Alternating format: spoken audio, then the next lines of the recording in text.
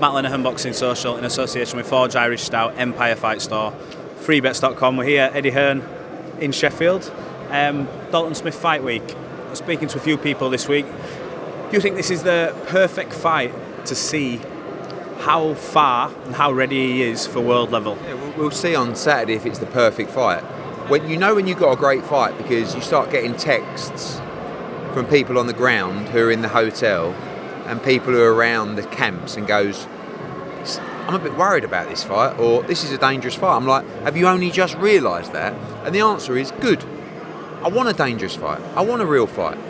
When you put it into perspective, probably the toughest name on Dalton's resume so far is Sam Maxwell, right? And no disrespect to Sam Maxwell, good British level guy. A long way away from Jose Zepeda. Like, you imagine what Jose Zepeda would do to Sam Maxwell, right? This is a dangerous, dangerous fight. But it's the fight that tells us where we're at world level. If he wins this fight, it's the WBC silver title. You know, it's going to put him in the top 5 of the WBC. And it will show us that he's won maybe 2 fights away from fighting for the world title. And if it's Sandor Martin, maybe even the next fight. So this is a massive fight on a really good card. You know, we've got 5 fights on Saturday on TV, and every one of them is arguably a 50-50 fight, and it's exactly what we want. And the main event is a really good fight with plenty of jeopardy. Zepeda can really bang. And if Dalton starts getting hit by Zepeda, he's going to be in trouble. But I believe he's going to shine on Saturday and make a real statement. 100%. I think everyone's saying that as well, and he's been to the place Dalton wants to go. He's challenged for world titles, and he's been there with high caliber opponents. What are you expecting from Dalton Smith, or is it just the fact that we don't know? I'm expecting a disciplined, exciting performance. You know that, you know, he does take chances. Sometimes he does trade up. He has blistering hand speed. He has great movement, but it's just another level, Matt. You know, it's not. You can't afford to make mistakes at this level. Zepeda's here with his team, Manny, Robles, like all of these guys. This is a proper fighter, and this is, again, levels well beyond Dalton's boxed before, but levels that we believe he's at, and we'll find out if he is on Saturday. I want to come on to some comments made by Francis Ngannou. I know you made comments on them. I was a bit staggered because after the fight everything was all nice and nice. You think this should have been brought up at the press conference, but he made comments regarding the scheduling, getting to the arena, said there was tactics to make him tired. I mean, thoughts? Yeah, I was baffled. I was a bit disappointed, really. Like, you know, he said that they got him to the arena. Who's they?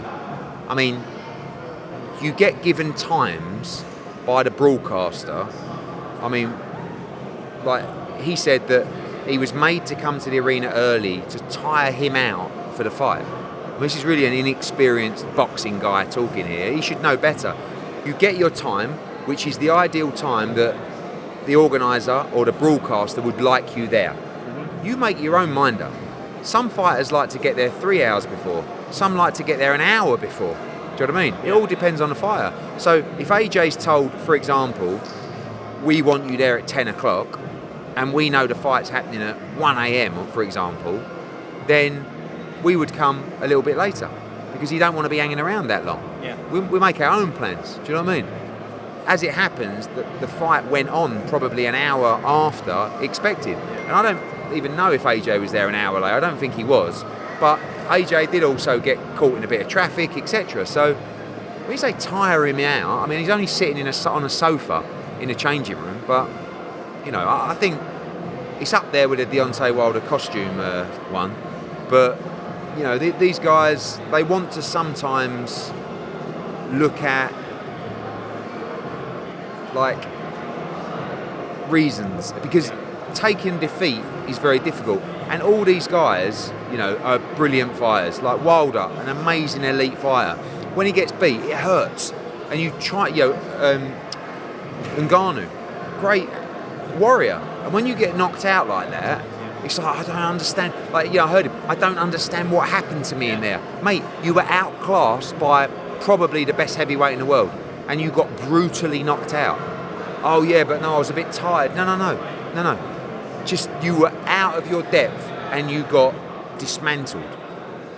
No harm in it, no shame in it. But don't talk about you got tired because you were brought to the venue early. It's a load of bollocks. So yeah, but I also understand sometimes you're looking for answers because you give everything and you can't understand why you haven't been able to perform at that level.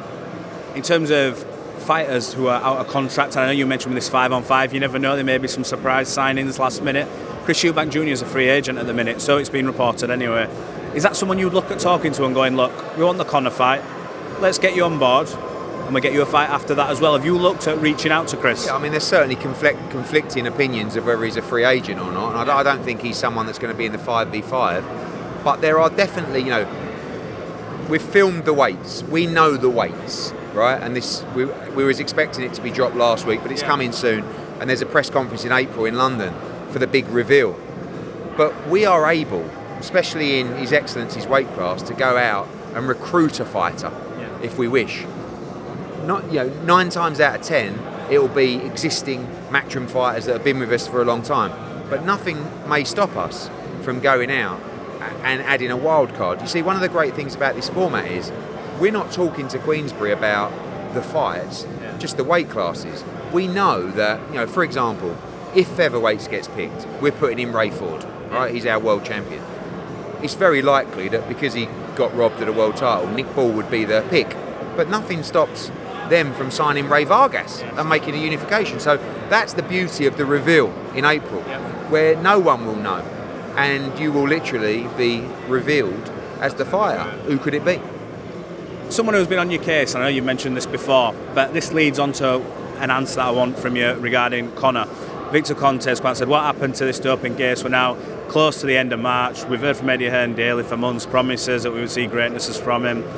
We've got 2 medium-1 performances and not the monster performances as promised, and he's tagged in, obviously, UK anti-doping and VADA again.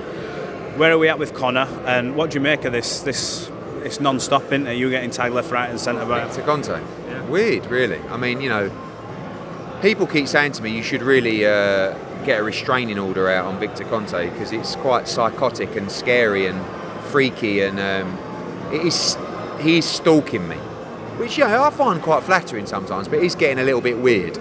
But I don't control these hearings and stuff like that. I don't know why he's asking me what's going on. We're going through processes that we've been asked to go through.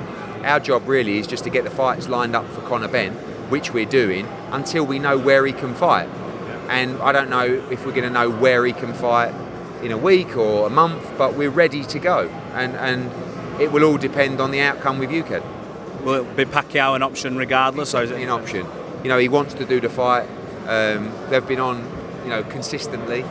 And of course the Eubank fight is there as well, but Pacquiao is definitely a fight that caused a lot of interest when they came together.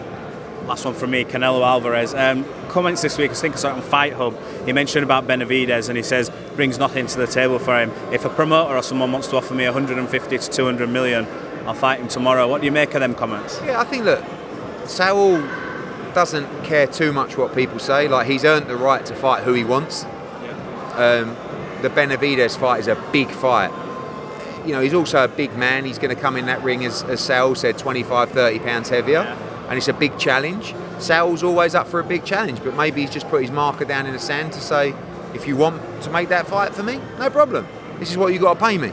He's a businessman right now at this stage in his career. Sometimes that rubs the fans up a little bit the wrong way, but it's certainly a big fight, and I think those numbers are extremely high. But who knows in this crazy sport?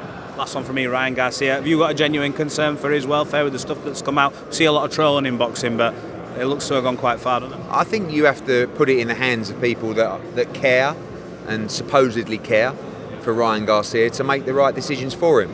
I don't think that Derek James would let a fighter go into a fight unless he was physically and mentally 100%. The same should be said for Golden Boy and, of course, his family. So what you see and what I've seen is concerning. But you also don't know how he's performing in the gym. You don't know. I mean, Oscar says he's just trolling. If he is trolling, it's a wild one. But, if he's ready to fight, if he's performing in the gym, if his training team, if nobody has any concerns, I'm sure he'll be there April 20. It's not long to go. Eddie, appreciate your time. I think this is about to start. Cheers, mate. Thank you.